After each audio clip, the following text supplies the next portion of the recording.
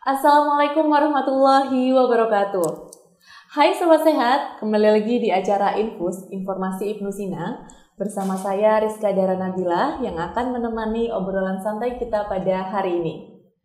Sobat Sehat, sesuai moto kepuasan Anda prioritas kami, Rumah Sakit Ibnu Sina Kabupaten Gresik mempunyai unit pengaduan yang bertugas untuk mengelola pengaduan pelanggan.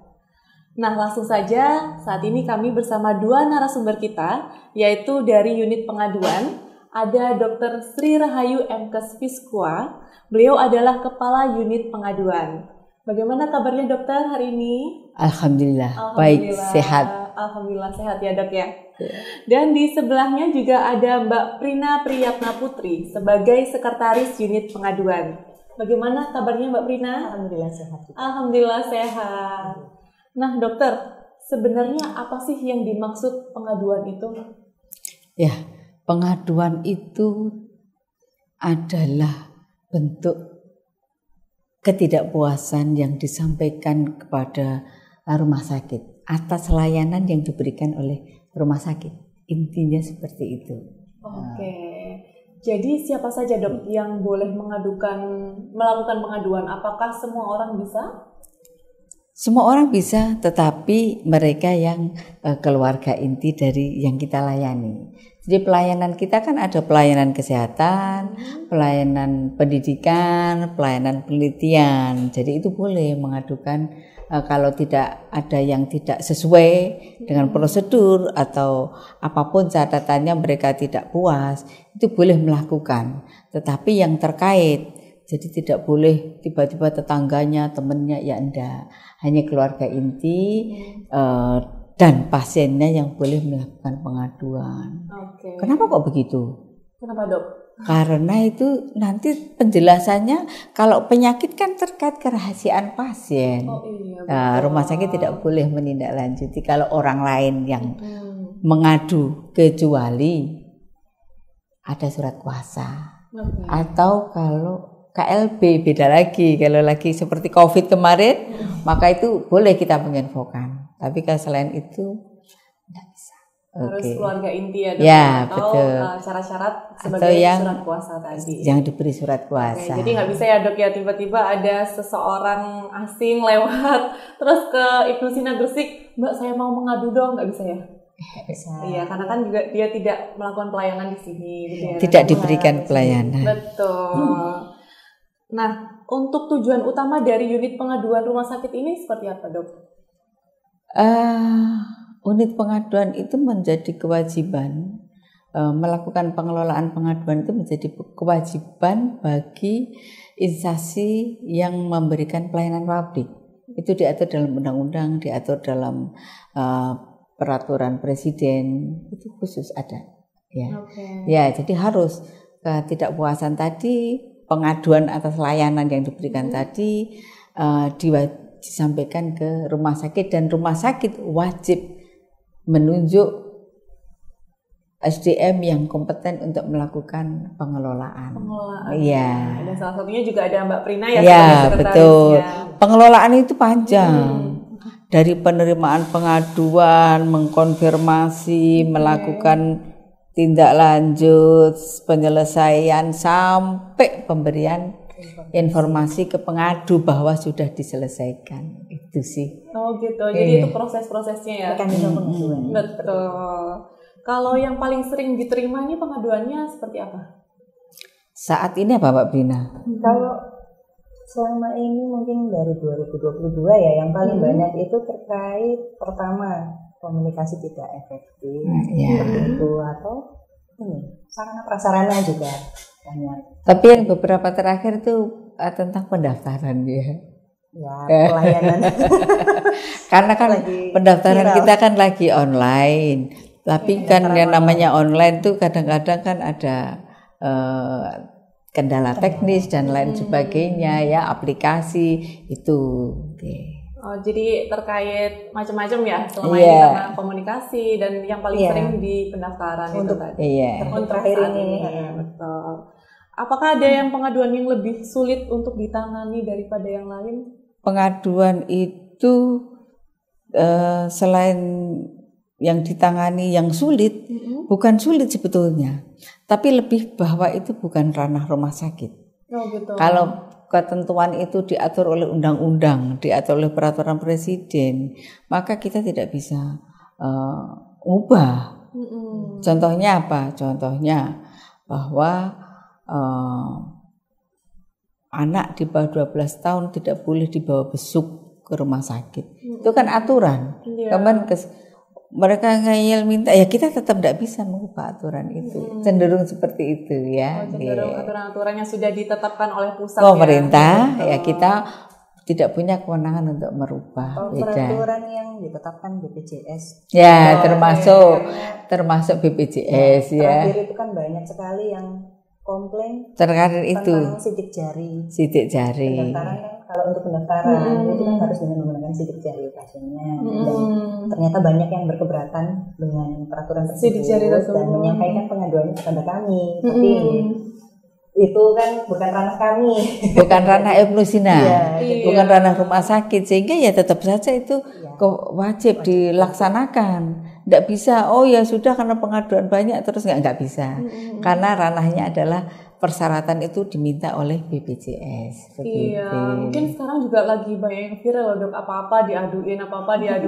bahkan kayak yang biasanya itu penyakit-penyakit yang nggak bisa ditanggung oleh BPJS mungkin bisa diadukan gitu ya biasanya dok. Ya ada juga seperti itu, betul. Dan kita kan juga bukan ranahnya kita ya dok ya untuk mengubah aturan-aturan tersebut gitu. Nah setelah pengaduan diterima, langkah apa yang biasa diambil oleh tim untuk menanganinya? Pertama kali tentunya konfirmasi. Setelah penerimaan dan semua persyaratan lengkap, kami melakukan konfirmasi ke bagian-bagian yang terkait. Misalnya kalau terkait pelayanan rawat jalan, ya pendaftaran rawat jalan kami konfirmasi ke unit Kemendes misalnya seperti itu untuk dilakukan konfirmasi. Kemudian telusur dan telaah pengaduan. Ya.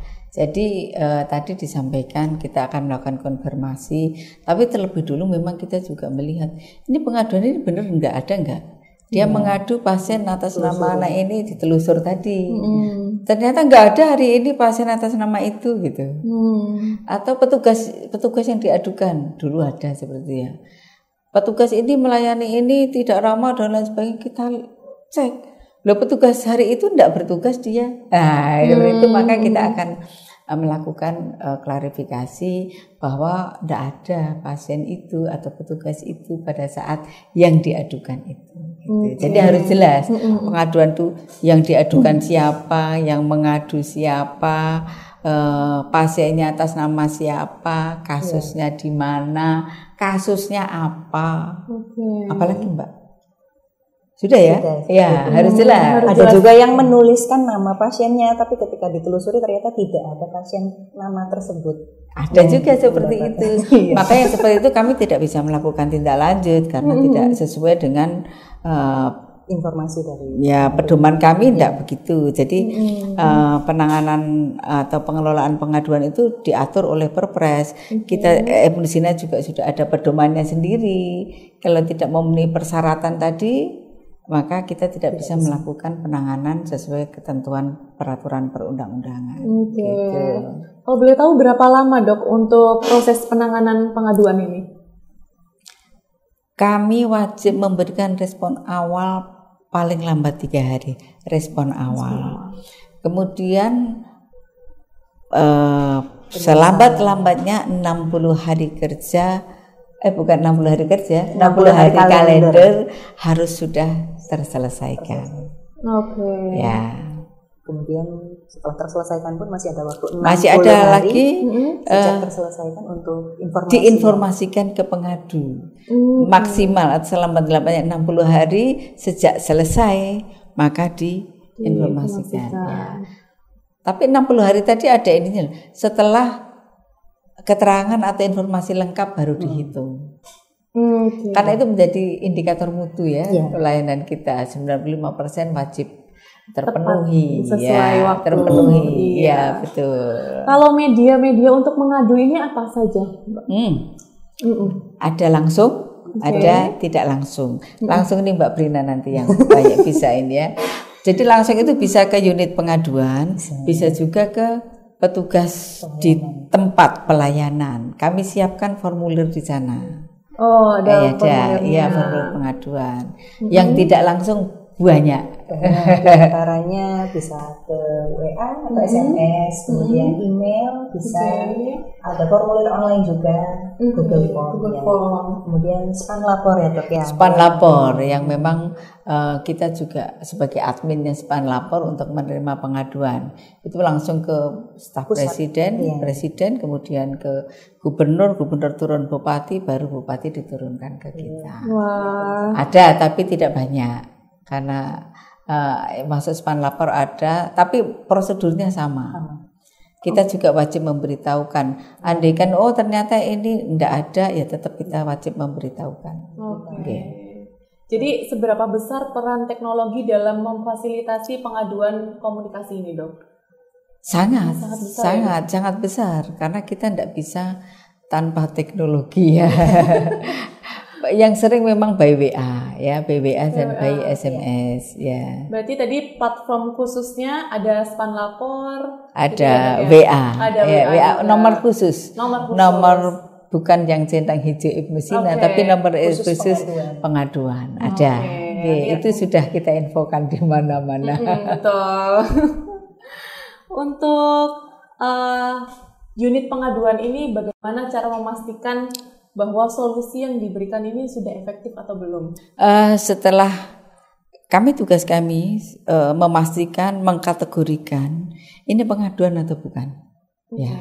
Tadi kan ada yang bukan. Misalnya, ini colokin dong, ada colokan listrik untuk ngecas misalnya ya. Itu kan bukan pengaduan, hanya masukan. Oke. Ada juga yang WA dan ini terima kasih ya atas ininya, itu kan ungkapan terima kasih. Itu ada juga. Itu termasuk kategori bukan pengaduan. Yang pengaduan tadi memenuhi syarat identitas pengadu jelas, identitas pasien jelas, pasien atau pelanggan jelas, waktu kejadian, kasusnya apa, tempatnya di mana. Karena kita kan luas ya, ada rawat inap, rawat jalan, ada HD, semua di mana kasusnya. Tidak bisa itu loh saudaraku dilayani di sana. Tidak, harus jelas dan spesifik. Ada batas begitu. Waktunya juga ya Dok ya untuk kejadian. Ya, betul. Jadi selambat-lambatnya 30 hari sejak kasus terjadi. Itu ada di peraturan perundang-undangan. Jadi kalau 3 bulan yang lalu kami sudah tidak bisa melakukan penanganan lebih lanjut. Itu masuk bukan pengaduan. Bukan pengaduan, mungkin masukan bagi kami, tapi kami tidak bisa melakukan penanganan karena sudah melewati batas itu tadi. 30 hari tadi ya Dok ya. Adakah contoh Dok kasus di mana pengaduan pasien ini bisa berhasil menghasilkan perubahan yang positif bagi rumah sakit? Banyak. Banyak. Tadi Mbak Prina tadi menyampaikan sebagian besar pengaduan pelanggan itu karena masalah komunikasi yang kurang efektif. Otomatis tindak lanjut bagi rumah sakit, bagi unit terkait memberikan pelatihan komunikasi efektif untuk petugas terkait atau petugas yang diadukan. Jadi ada yang memang pelanggan itu menunjuk langsung dia gitu, B langsung tunjuk. Itu salah satu contoh dan banyak lagi. Memang pengaduan masyarakat itu menjadi hal yang sangat penting bagi rumah sakit untuk tadi memperbaiki perbaikan yang terus-menerus. Regulasi juga ada yang regulasi juga. Ternyata belum diatur. Terus SPO-nya diterbitkan. Ada juga seperti itu. Dan tidak cuma satu maksudnya. Karena kan kita ini rumah sakit ini ribuan SPO-nya ya. Jadi termasuk yang hasil dari itu tadi. Mungkin ada yang terlewatkan, kita ternyata belum punya SPO-nya. Baru. Ya, termasuk kemarin ya ada layanan baru. terakhir. Pengiriman obat ya dok ya. Pengiriman obat bekerja sama dengan pihak ketiga. Tapi ternyata SPO-nya baru ongoing proses, maksudnya belum disahkan oleh direktur, sehingga ini menjadi pemicu untuk segera melakukan review dan pengajuan dan untuk penandatanganan dan diberlakukan juga tentunya, termasuk PKS-nya bagaimana ya perjanjian kerjasamanya begitu. Jadi pengaduan-pengaduan dari Sobat Sehat ini bisa menjadi masukan ya untuk yang kita, berarti.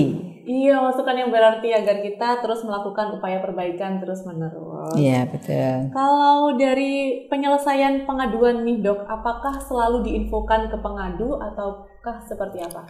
Wajib. Oke.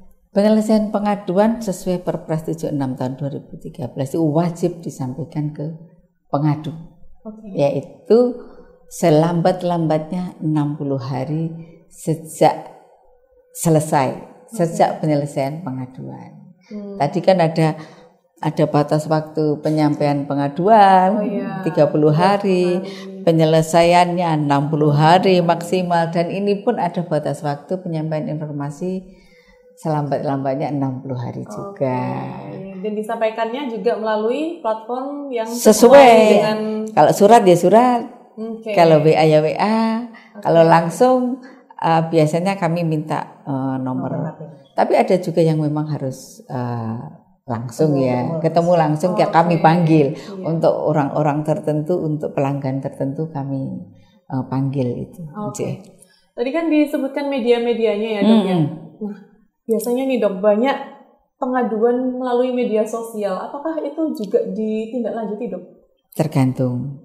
Tapi kami ingin mengingatkan juga ya, karena bagi pelanggan atau keluarga yang melakukan pengaduan lewat media sosial ataupun media massa, maka sesuai undang-undang itu mereka kehilangan hak kerahasiaannya.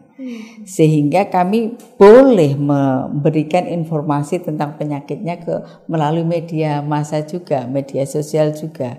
Hati-hati. Ya, kenapa kami tadi tidak melayani pelanggan pengaduan yang bukan keluarga, karena tadi ada hak rahasia pasien yang harus kami jaga. Misalnya tiba-tiba tetangganya itu kami ngomong, oh iya dia HIV, loh kami kena pidana, pasal pidana nanti. Nah tapi kalau dia melalui media massa, maka dia sudah kehilangan hak kerahasiaannya. Kami boleh ngomong, oh dia sakit A, oh dia sakit B, oh dia sakit. Nah, seperti itu maksudnya. Hati-hati ya. Jadi lebih baik Sobat Sehat kalau mengadukan itu sesuai di medianya. Dan juga sebutkan identitas lengkapnya agar pengaduan tersebut ditindaklanjuti. Bisa langsung dan tidak langsung melalui media-media yang tadi disebutkan. Ya, betul. Kalau tantangan terbesar yang dihadapi unit pengaduan ini adakah dok selama ini? Kalau pelanggan ngamuk itu kendala di pengaduan langsung. Kendala di unit pengaduan Mbak Prina nih kalau sudah. Solusinya melihat wajahnya Mbak Prina. Dia panggil saya itu. Dok, mending tolong bantuan. Ya itu kadang maka kami siapkan unit pengaduan, ruang pengaduan yang juga nyaman. Jadi kami minta mereka duduk. Kan kita memang pelanggan kita spesial. Betul. Pelanggan rumah sakit tentu beda dengan pelanggan depan ya, Icon Mall. Sana kan seneng punya uang, di sini kan stres, belum tentu punya uang, ini masih bisa tertolong apa enggak, sehingga gampang sekali emosi, gampang sekali itu. Sehingga kami juga harus melakukan komunikasi yang sedemikian rupa, yang efektif, pelanggan bisa mendapatkan informasi yang jelas, kemudian pelanggan tahu apa yang akan diberikan kepada pasien, dan juga itu tadi sesuai dia nggak puasnya di mana kita akan melakukan konfirmasi. Tapi kita mempunyai tempat yang cukup untuk nyaman untuk menerima pengaduan ya. Untuk ini dok, selama pengaduan ini apakah ada pembelajaran yang didapatkan Mbak dari pengalaman-pengalaman sebelumnya? ya kalau dari pengalaman ya khususnya untuk saya pribadi ya, kalau dalam menghadapi pasien yang pengadu yang mau mengadu itu ya tanpa sadar jadi mengasah skill juga untuk komunikasi yang baik seperti apa. Karena kalau seperti tadi ya disebutkan salah satu kendalanya kalau pengadunya dengan emosi tinggi, ya bagaimana caranya untuk meredakan emosinya dulu agar bisa tersampaikan maksudnya itu apa. Karena kan kalau misalnya hanya marah-marah saja, terus ya kami juga tidak bisa menindaklanjuti karena belum tahu ini permasalahannya di mana, seperti itu. Jadi salah satunya itu. Oh iya, terus adakah saran bagi pasien yang ingin mengadu, Mbak? Tips-tips agar pengaduannya ini cepat ditindaklanjuti? Sebetulnya semua pengaduan cepat kita tindak lanjuti ya. Tetapi itu tadi harus lengkap. Betul. Ya. Identitas lengkap, yang diadukan juga jelas, siapa yang diadukan, kasusnya apa, tempatnya di mana, waktunya kapan, agar kami bisa melakukan telusur dan juga konfirmasi lebih jelas lagi. Benar enggak nih? Karena beberapa kali enggak ada dok pasien ini, maka kami sampaikan bahwa pada hari itu tidak ada pasien ini yang terdaftar di SIM RS kami. Nah, otomatis tutup, nggak ada kan gitu. Oke. Apakah karyawan dan internal rumah sakit juga bisa melakukan? Boleh. Pengaduan itu internal dan eksternal. Jadi internal tentunya untuk banyak, bukan biasanya kalau internal bukan layanan sih ya, tapi hubungan komunikasi antar bagian, antar pegawai itu juga ada. Ini dok, bagaimana cara mengukur kepuasan pasien terhadap penyelesaian pengaduan ini dok? Biasanya pengaduan itu bisa satu selesai, tapi ada juga yang belum selesai, dia nggak puas lagi, maka kita akan proses lagi, kita akan confirm ulang. Biasanya pengaduan satu, dia nggak puas, dia tambah lagi pengaduannya gitu. Ada hal yang berbeda, yang mirip-mirip nyaris gitu, maka kita akan lakukan prosedur ulang untuk dari awal tadi. Nah, biasanya kalau sudah ya banyak mereka menyampaikan terima kasih bahwa pengaduannya sudah ditindaklanjuti gitu. Oke, kemudian bagaimana dok cara untuk meningkatkan kepuasan pasien ataupun keluarga yang sudah mengadu ini? Sebetulnya sama juga dengan langkah rumah sakit secara umum, karena kepuasan itu bukan hanya dari banyak hal ya, dari komunikasi, dari penjelasan yang sesuatu yang jelas. Jadi prosedur dari komunikasi pegawai dari lini, bahkan bukan dari pendaftaran, dari dia masuk ke rumah sakit, dari parkir, itu sudah dihitung, sudah diukur tingkat kepuasannya. Gitu ya. Bagaimana caranya? Ya kita melakukan kan semua sudah diatur, semua sudah ada panduannya, pedomannya. Itu dilaksanakan sesuai dengan prosedur atau SPO yang diberlakukan. Saya pikir itu menjadi salah satu cara untuk meningkatkan kepuasan pelanggan.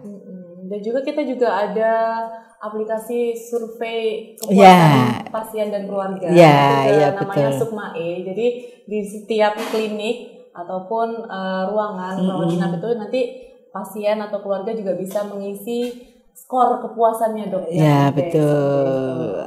Tapi alhamdulillah ya kepuasan pelanggan kita bagus ya. Bagus, alhamdulillah. Terakhir 86%. Alhamdulillah bagus sekali. Untuk masa depan dok di unit pengaduan ini, apakah ada visi untuk pengaduan ini di beberapa tahun ke depan?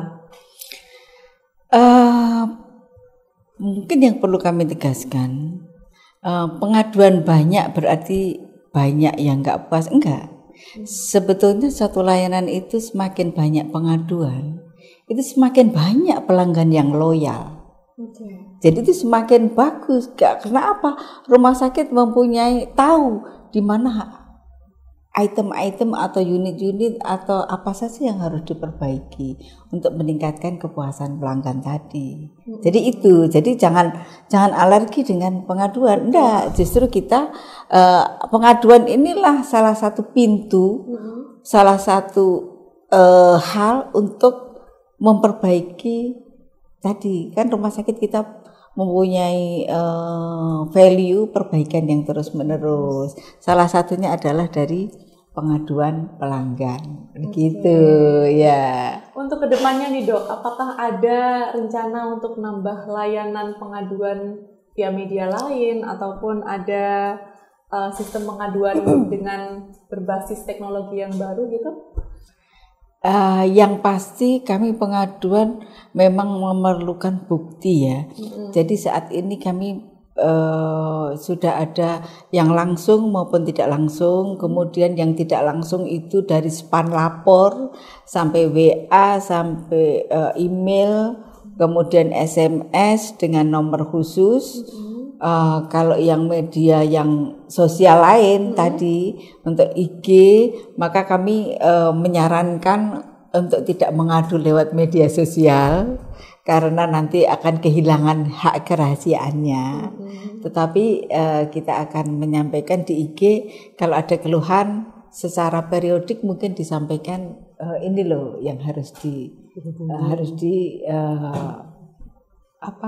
melalui channel ini gitu. Ya, kalau sekarang sih biasanya masyarakat tuh apa-apa Google review Dok yang paling ini Dok. Jadi kalau pelayanan nggak baik bintang 1 gitu atau kalau pelayanan baik bintang 5. Jadi kan itu yang mungkin sulit ya kalau sulit karena terkadang hanya bintang 1 saja tetapi tidak ada keterangan apa-apa. Ya, tidak puas karena apa gitu. Jadi itu kan itu juga bukan tolak ukur dari pemerintah bahwa pelayanan rumah sakit itu bermutu atau tidak adalah melalui akreditasi. Ya, itu. Dan kita sudah terakreditasi untuk rumah sakit dan juga rumah sakit pendidikan ya, paripurna ya. Oke. Oh iya Dok, bagaimana Dok? Ada pesan terkait pengaduan lebih lanjut? Ya, kami ingin mengingatkan kepada Sobat Sehat bahwa mengajukan pengaduan atas layanan itu hak pengadu, hak keluarga, hak pelanggan ya. Tetapi tolong sampaikan melalui yang resmi, yang langsung maupun tidak langsung tadi.